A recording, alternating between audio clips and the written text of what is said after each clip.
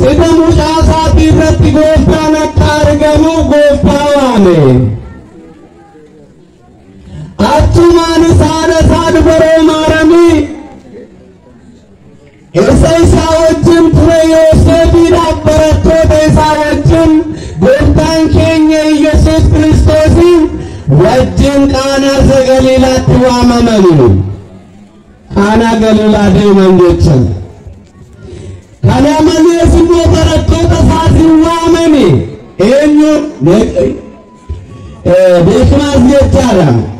Gaafa kana immoo ofiisaan immoo maal godhaa yoo jennu daadhii waynii naqee qalma galee keessummaa qabeerraaf kan ta'u irratti gooftaa waame. Hundumti keenya waan gaariidhaaf gooftaa akka waan Waaqayyoon waa taasisu.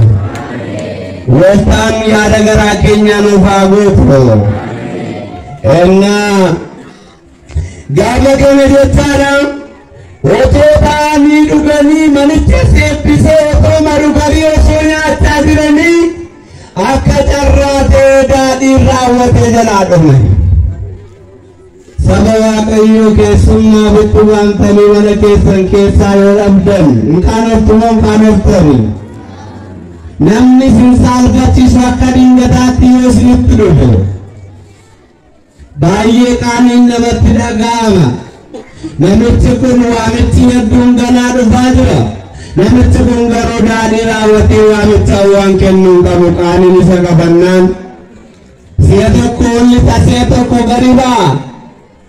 Giiftii keenya dubaroo Maariyaamiin achitti argamteetti dhiphina mana kanaa dhiphina nama kanaa argite gara gootaa keenya gara biraatti ol seentee rakkoon keessan maalinni jettee isaan gaafatte. Arras rakkoon keessan maalinni nuu jechuun iyya giiftii keenya nuuf haa ta'u.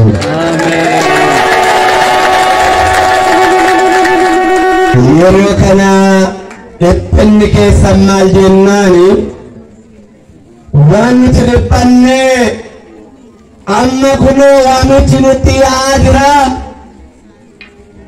Mana keenya keessaa immoo daadhiin raawwatee dhumeera jedhanii iccitii isaaniitti madan har'as iccitii keessanitti madhaa iccitii keessanii dhaabii deebisinii laatti.